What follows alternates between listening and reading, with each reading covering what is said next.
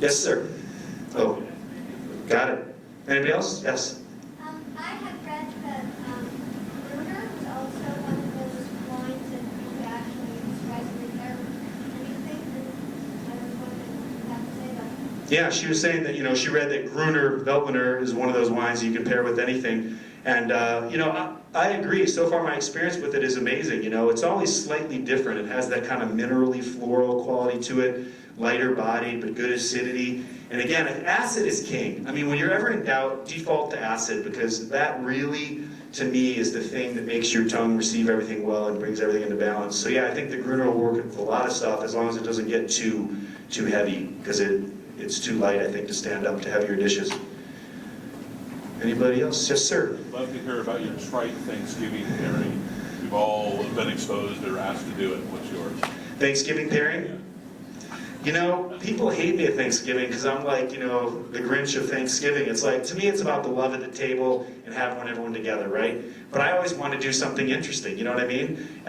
Turkey to me is like painful, you know what I mean? It's like, even when you brine it, it's still like, yay, we worked all day long and it's up to okay, So it's like, you know what I mean? It was swaying, and it's like, and it's even more of a tease because it comes out all sexy golden, these big breasts and legs, and you're thinking, this is going to be amazing, and then it's like, yep, it's turkey, it's dry, it's mediocre, okay, great, happy Thanksgiving, So for me, Thanksgiving is always about trying something totally different, So I just do like what I'm in the mood for. Of course, butternut squash has to get in there somewhere, you know what I mean? So I'll do some butternut squash soup with like a 5-spice cream on top. And try and pair that with kind of a light fruity red wine, get the spice and the richness of the soup and the cream. And so I'm kind of in the background having my own little appetizer fun, and that's where I get to play. And then my wife from Iran, which makes sense, right, wants turkey, okay? So for her, she insists on turkey. So I'll do some appetizers and try and mix it up like that, and she'll have her turkey.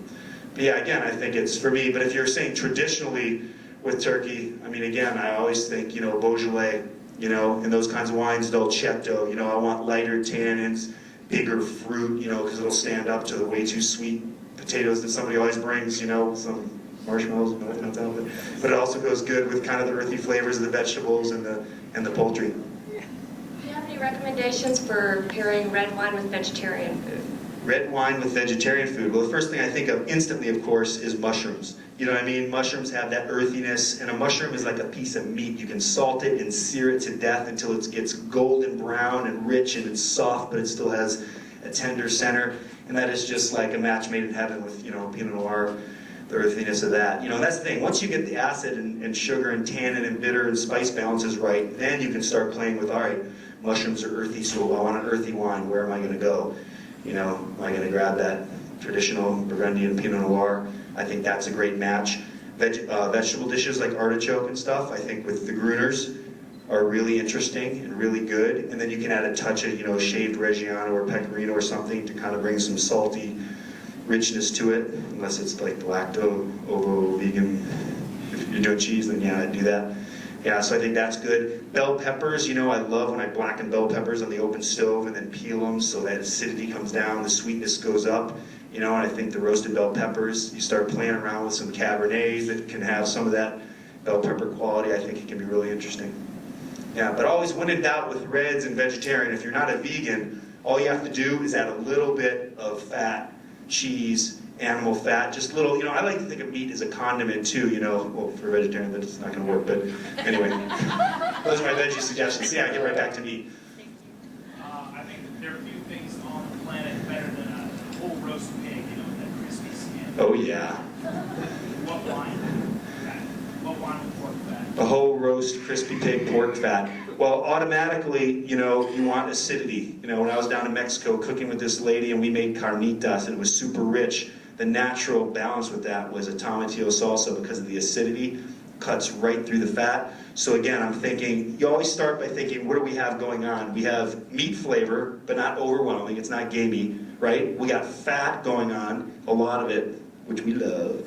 So how do we cut the fat? We need something with a little bit of acidity.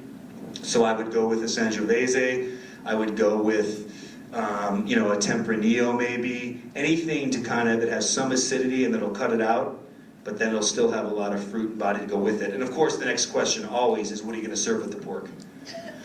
because that's a big part of it. You know, first think about the base. All right, we want to cut the fat with some acidity. We want some fruit, but now what kind of fruit do we want depends on what's going to go with it, you know. All right, guys, it's time. So you've got an hour to go out there and have some amazing, you're going to grab a glass and a menu, taste all these pairings Chef Bear's done, and then come on back in here. Thank you for your time. I wish you well. Keep vlogging.